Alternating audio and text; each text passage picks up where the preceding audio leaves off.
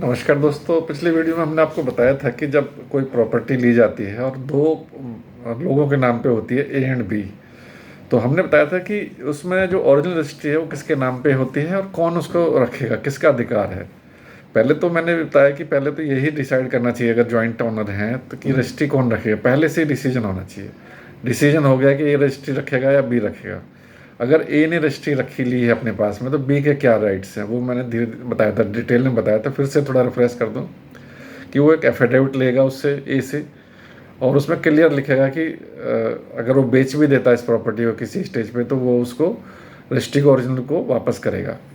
और ये भी लिखा जाएगा रजिस्ट्री के अंदर कि एफिडेविट के अंदर कि अगर उसे ज़रूरत पड़ती है किसी स्टेज पे उस रजिस्ट्री की ओरिजिनल की तो वो उसको वहाँ पे पेश करेगा।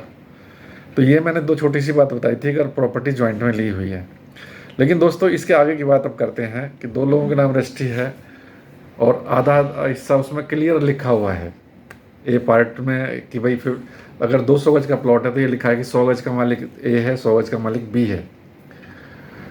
अब सबसे बड़ा क्वेश्चन है कि अगर 100 गज में ए बनाना चाहता है इस प्रॉपर्टी को, अपने कंस्ट्रक्शन करना चाहता है और बैंक से लोन लेना चाहता है तो केस अब यहाँ फंसेगा, क्योंकि बी का भी फंसने की संभावना पूरी है कि बैंक जब उसको लोन देगा तो आधी प्रॉपर्टी पे वो नहीं देगा।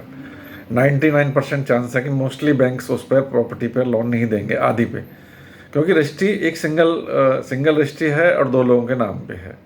हालांकि एफिडेविट आपने लिया हुआ है लेकिन वो रजिस्ट्री से बाहर है, उस एफिडेविट का जिक्र उसके अंदर नहीं है। और रजिस्ट्री में हालांकि आप चाहते हैं तो इसमें आप मेंशन करा सकते हैं जो अपनी टर्म कंडीशन चाहते हैं, क्योंकि रजिस्ट्री ओरिजिनल ए के पास में है। तो ये भी एक अच्छा पॉइंट है कि आप जब रजिस्ट्री करवाते हैं तो उसका लिखवा दें कि भाई ओरिजिनल रजिस्ट्री ए के पास है तो उसका क्या अधिकार है और बी के पास है तो क्या अधिकार है। तो जनरली बैंक्स क्या करते हैं, जिस नाम पर रजिस्ट्री होती है तो दोनों को ही वो लोन देने की कोशिश करते हैं। ले ना ले भले ही लोन एक ले, लेकिन उसको को बोरोर बनाना चाहते हैं, क्योंकि बैंक को ये लगता है कि बाद में यार पंगा फंसेगा, डिस्प्यूट हो जाएगा, रिकवरी में दिक्कत आती है, तो वो दोनों को बोरोर बनाना चाहते हैं। और जनरली 99% केसेस में अगर वो जब प्रॉपर्टी घर के अंदर है, यानी कि हस्बैंड वाइफ के पास है, डॉटर या फादर के पास है, यानी घर के किसी नाम में है, तो वो तो बड़े आराम से उसको को ओनर बनाते हैं।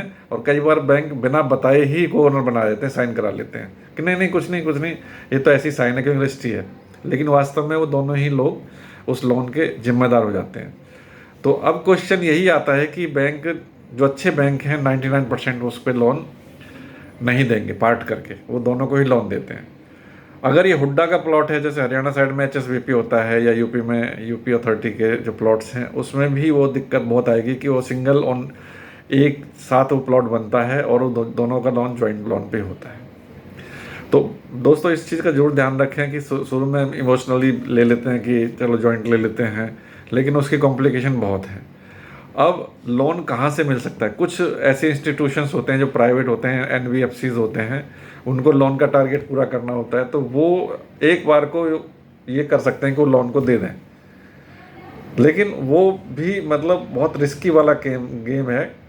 उसमें वो कंसेंट जरूर लेंगे एफिडेविट उससे, बी से, कि भाई मेरा इसमें कोई रोल नहीं है और ये अपने 100 गज के हिस्से पे लोन ले सकता है।